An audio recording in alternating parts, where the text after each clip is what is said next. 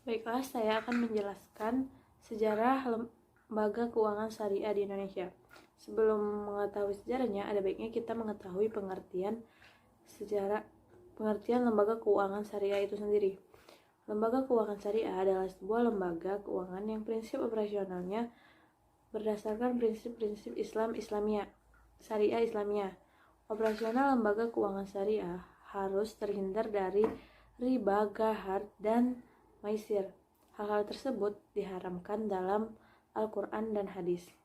Lembaga keuangan syariah menurut Dewan Syariah Nasional atau DSN adalah lembaga keuangan yang mengeluarkan produk keuangan syariah dan mendapat izin operasional sebagai lembaga keuangan syariah.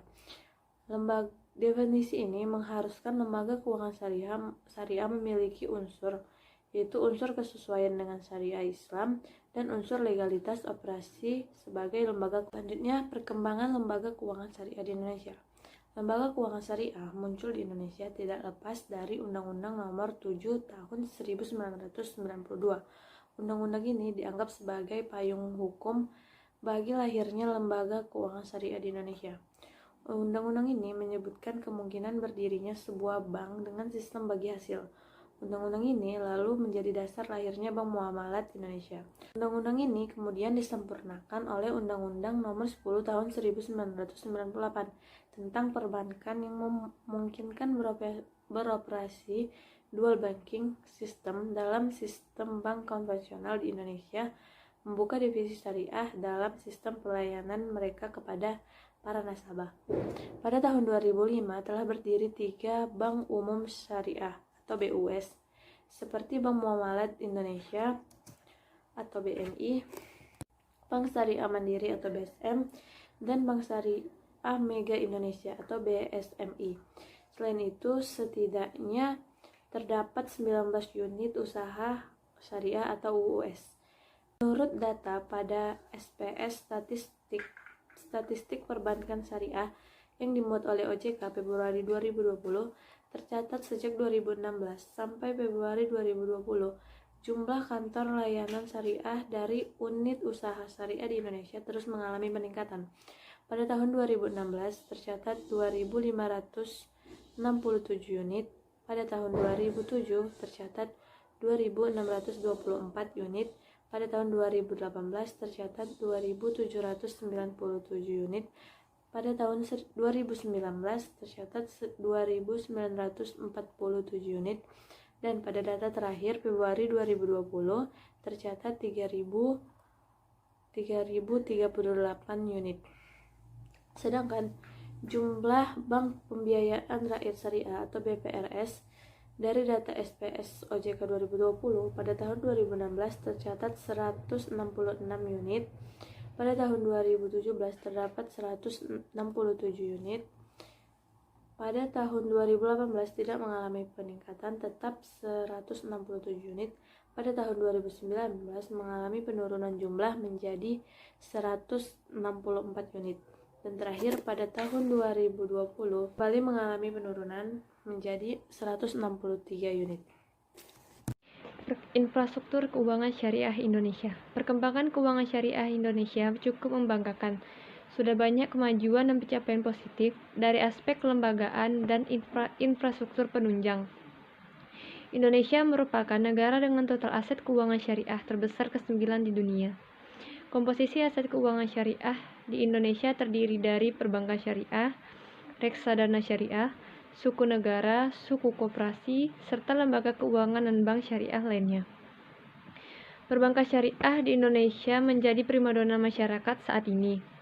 OJK telah memaparkan peluang dan tantangan keuangan syariah di Indonesia adalah 1.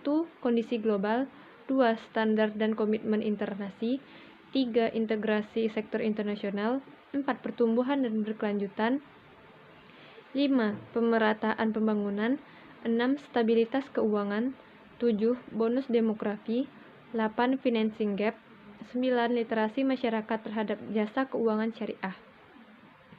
Pada tahun 2016, perbankan syariah mencatat aset sebesar 365,5 triliun.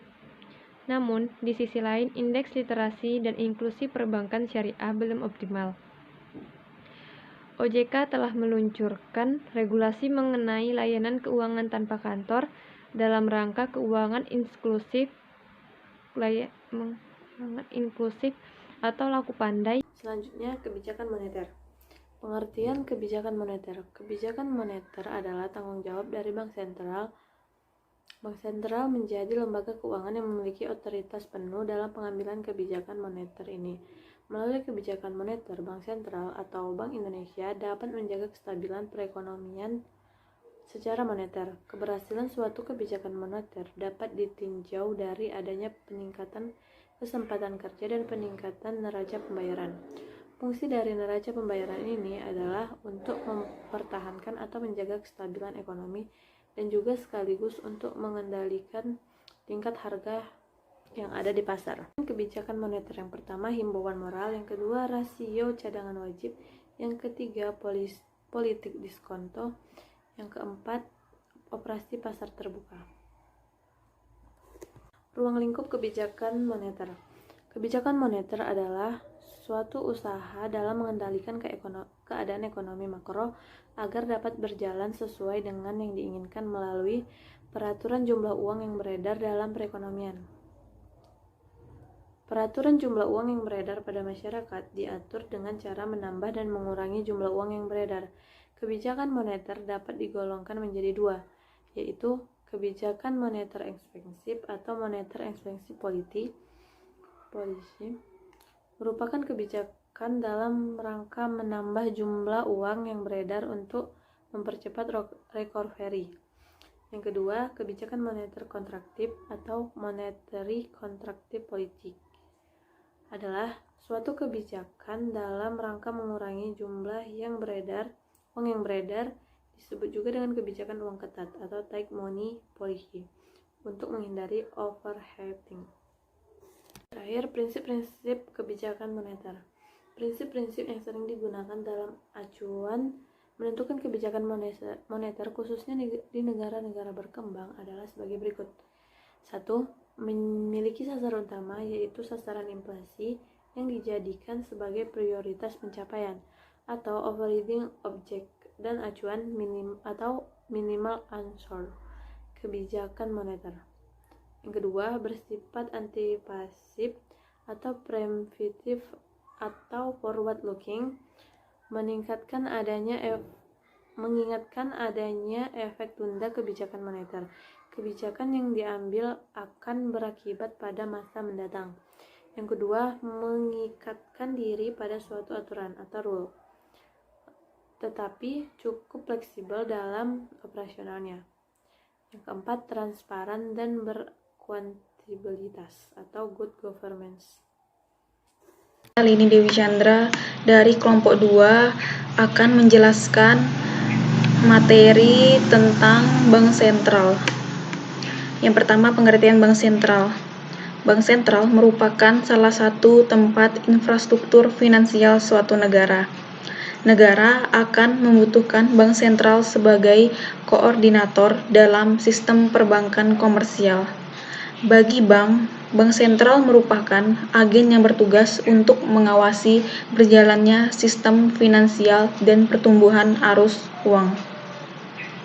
Bank Indonesia dan Federal Reserve merupakan bank sentral sebagai bagian dari infrastruktur finansial negara untuk mengatur kebijakan makroprudensial. Salah satu tugas umum bank sentral adalah untuk menentukan suku bunga acuan. Bank sentral merupakan aktor vital dalam struktur perekonomian suatu negara sebagai bagian dari infrastruktur finansial. Setiap negara memiliki satu bank sentral yang diberi tugas dan wewenang untuk mengatur kebijakan-kebijakan moneter terkait ekonomi makroprudensial. Kebijakan satu bank sentral dapat mempengaruhi kebijakan bank sentral lainnya.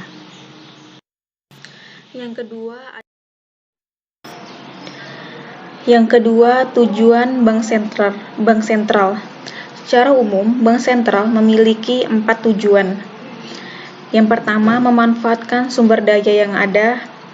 Yang kedua, menjaga stabilitas harga komoditas barang dan jasa.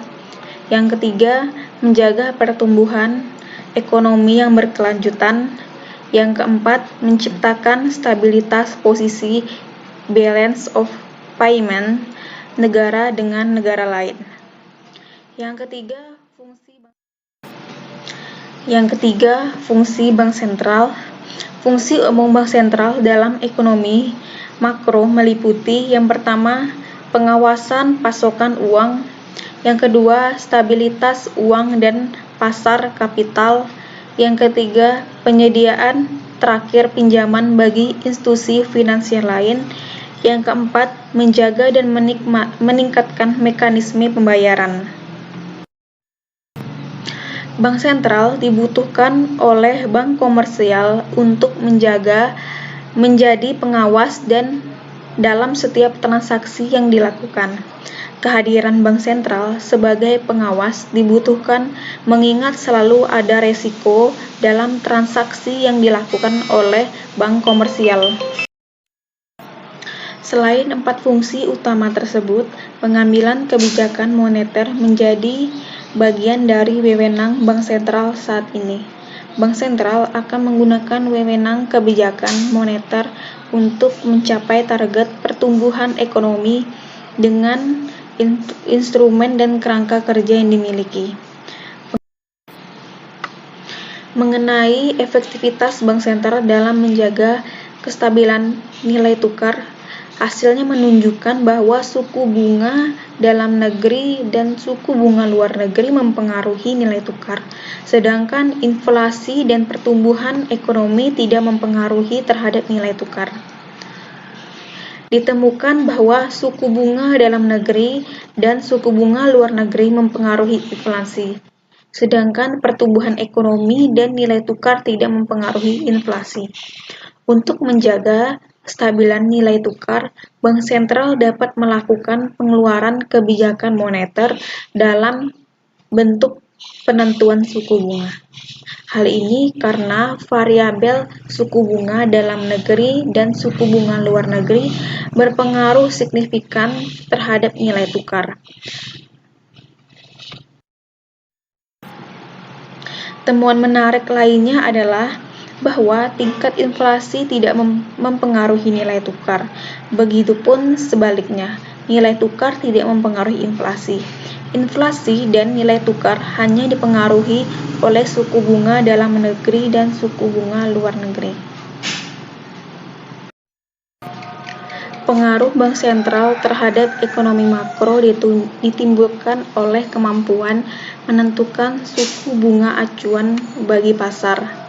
Tingkat suku bunga suatu bank sentral ditunjukkan untuk mempengaruhi makroekonomi di suatu negara. Kebijakan makroekonomi secara moneter dikendalikan oleh bank sentral melalui instrumen baik langsung maupun tidak langsung. Sebagai lembaga otoriter moneter kebijakan makro, ekonomi bank sentral terbagi menjadi 2. Yang pertama, kebijakan ekspansi. Yang kedua, kebijakan kontraksi. Kebijakan ekspansi diartikan sebagai bentuk kebijakan yang akomodatif bagi aktor-aktor dalam ekonomi. Tujuan dari berlakunya kebijakan ini yaitu pembukaan lapangan kerja dan meningkatkan pertumbuhan ekonomi.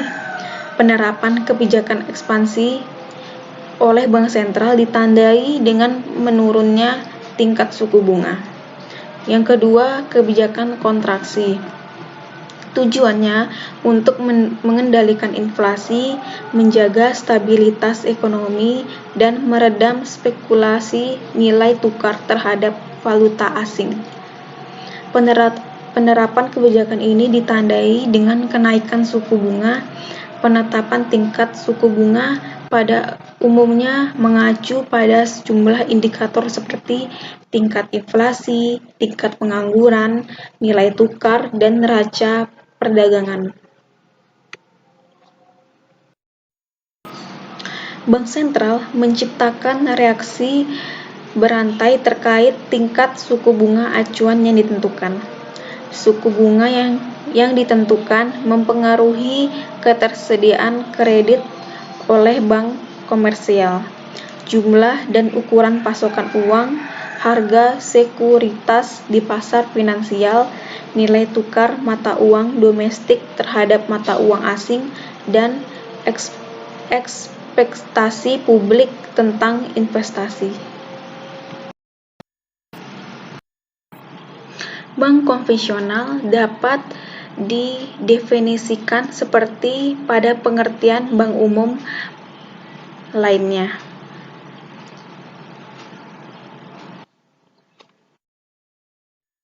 Sedangkan dalam bank syariah didasarkan kepada konsep Islam, yaitu kerjasama dengan skema bagi hasil, baik hutang maupun rugi. Bank syariah tidak menggunakan bunga sebagai alat untuk memperoleh pendapatan maupun pembebanan bunga atas penggunaan dana dan pinjaman karena bunga merupakan riba yang diharamkan.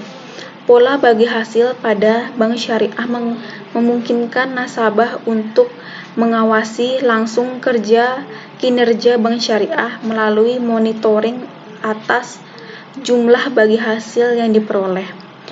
Jumlah keuntungan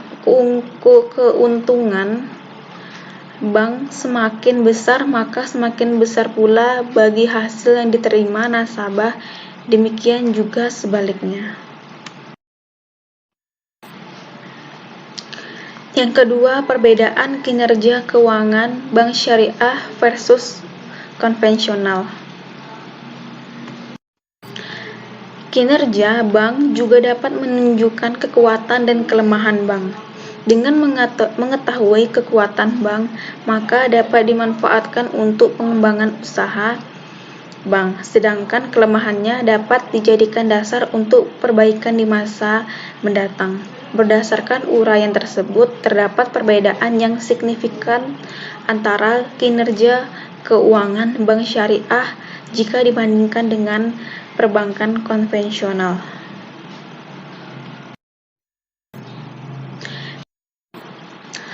Bab kelima yaitu tentang lembaga keuangan syariah versus konvensional. Yang A-nya lembaga keuangan. Keberadaan dunia perbankan semakin dibutuhkan pemerintah dan masyarakat.